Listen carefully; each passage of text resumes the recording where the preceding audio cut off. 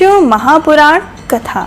नमस्कार दोस्तों, यहाँ पे शिव महापुराण की कथाएं सुनाई जा रही हैं। अगर आप हमारे चैनल पे न्यू हैं तो चैनल को सब्सक्राइब करके बेल आइकन को जरूर प्रेस कर लीजिएगा। आज की हमारी कथा है भगवती तुलसी की कथा। अगर आप हमारे चैनल पे न्यू हैं तो यहाँ पे भगवत पुराण की कथा भी सुनाई जा रही है। उस कथा को भी अवश्य ही सुने और उसका पूरा फल प्राप्त करें। हमारी कथा जो यहाँ से प्रारंभ होती है। हर हर महादेव। एक बार देवराज इंद्र देवगुरु बृहस्पति के साथ भगवान शिव का दर्शन करने कैलाश गए। महादेव ने दोनों की परीक्षा लेनी चाहिए, इसलिए रूप बदलकर अभिभूत बन गए। उनके शरीर पर कोई वस्त्र न था। उनका शरीर जलती हुई अग्नि के समान धधक रहा था। अत्यंत भयंकर नजर आते हुए अवधूत दोनों के रास्ते में खड़े हो गए। इंद्र ने एक विचित्र पुरुष को रास्ते में खड़े देखा तो चौंके।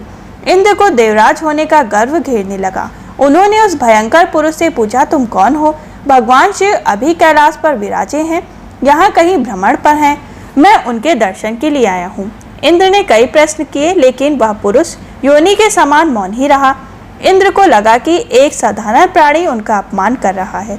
उनके मन में देवराज होने का अहंकार उपजा, जो क्रोध में बदल गया। इंद्र ने कहा, मेरे बारंबार अनुरोध पर भी तू कुछ नहीं बोलकर मेरा अपमान कर रहा है।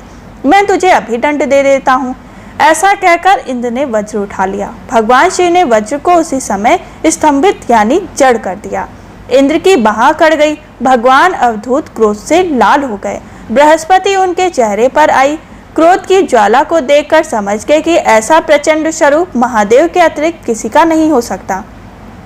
बृहस्पति शिव स्तुति गाने लगे। उन्होंने इंद्र को भी महादेव के चरणों में लिटा दिया और बोले, प्रभु इंद्र आपके चरणों में पड़े हैं, आपके शरणागत हैं। आपके ललाट से प्रकट अग्नि इन्हें जलाने को बढ़ रही है। हम शरणागतों की रक्षा करें। बृहस्पति ने विनती की, प्रभु भक्तों पर आपकी सदा कृपा बरसती है।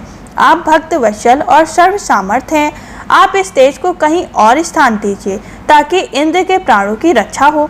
भगवान रुद्र ने कहा, बृहस्पति मैं तुम पर बहुत प्रसन्न हूँ। इंद्र को जीवन दान देने के कारण तुम्हारा एक नाम जीव भी होगा। मेरे तीसरे नेत्र से प्रकट इस अग्नि का ताप देवता सहन नहीं कर सकते, इसलिए मैं इसको बहुत दूर छोड़ूंगा। महादेव ने उस तेज को हाथ में धारण कर समुद्र में फेंक दिया। वहां फेंके जाने की भगवान शिव का वह तेज तत्काल एक बालक के रूप में परिवर्तित हो गया। सिंधु से उद्भूत होने के कारण उसका नाम सिंधुपुत्र जालंधर प्रसिद्ध हुआ। जालंधर जिसका नाम शंखचूड़ भी हुआ। शिव के इस तेज से उत्पन्न हुआ, इस कारण परम शक्ति से संपन्न था। वह देवों से भी ज्यादा शक्तिवान था। वह उस तेज से पैदा हुआ था जो इंद्र को समाप्त करने वाला था, इसलिए असुरों ने उसे अपना राज बनाया। अवधूत रूप में यह लीला करने के बाद महादेव अंतर्धान हो गए। इंद्र के गर्व का भजन भी हुआ, भगवान के दर्शन भी हो गए। तुलसी जी से जुड़ी एक कथा बहुत प्रचलित है। श्रीमद् देवी भागवत पुराण में इनके अवतरण की दिव्य लीला कथा भी बनाई गई थी। एक बार शिव ने अपने तेज को समुद्र में फेंक दिया था। उससे एक महातेजस्वी बालक ने जन्म लिया। यह बालक आगे चलकर जालंधर के नाम से पराक्रमी दैत्य राजा बना। इसकी राजधानी का नाम जालंधर नगरी था। दैत्यराज कालनेमी की कन्या वृंदा का विवाह जालंधर से हुआ। जालंधर महाराक्षस था। अपनी सत्ता के मद में चोर उसने माता लक्ष्मी को पाने की कामना से युद्ध किया, परंतु समुद्र से ही उत्पन्न होने के कारण माता लक्ष्मी ने उसे अपने भाई के रूप में स्वीकार किया। वहां से पराजित होकर वह देवी पार्वती को पाने की लालसा से कैलाश पर्वत पर गया। भगवान देवाधिदेव शिव का ही रूप धरकर माता पार्वती के समीप गया, परंतु मां ने अपने योग बल से उसे तुरंत पहचान लिया तथा वहां से अंतर्धान हो गई। देवी पार्वती ने क्रोध होकर सारा वृतांत भगवान विष्णु को सुनाया।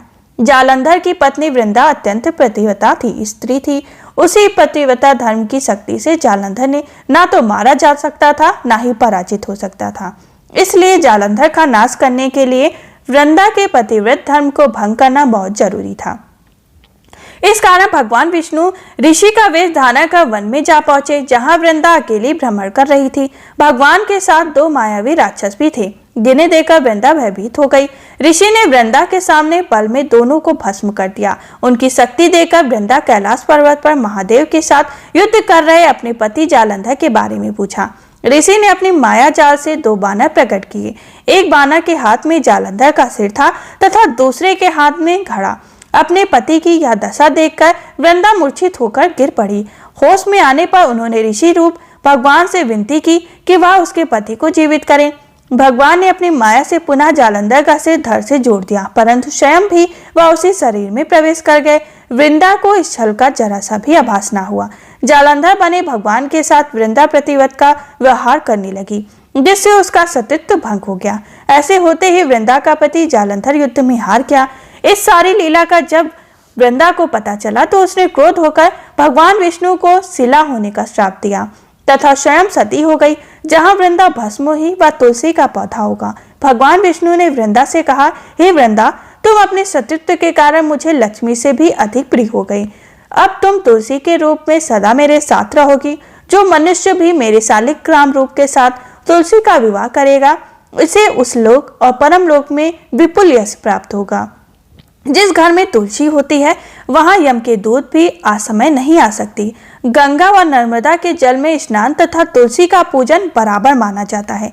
चाहे मनुष्य कितना भी पापी क्यों ना हो, मृत्यु के समय जिसके प्राण मंजरी रहित तुलसी और गंगा जल मुख में रखकर निकल जाते हैं, वह पापों से मुक्त होकर वैकुंठ धाम को प्राप्त होता है। जो मनुष्य तुलसी व आंवलों की छांव में अपने पितरों का श्राद्ध करता है, उसके भीतर मोक्ष प्राप्त हो जाता है। उसी दैत्य जालंधर की यह भूमि जालंधर नाम से विख्यात है। सती वृंदा का मंदिर मोहल्ला कोट किशनचंद में स्थित है। कहते हैं इस स्थान पर एक प्राचीन गुफा थी जो सीधी हरिद्वार को जाती थी। इस प्रकार हमारी कथा संपन्न हुई। अब हम आपको मिलेंगे दूसरी कथा में, जिसमें कुबेर के अहंकार का वर्णन किया जाएगा। तब तक के लिए हर हर महादेव।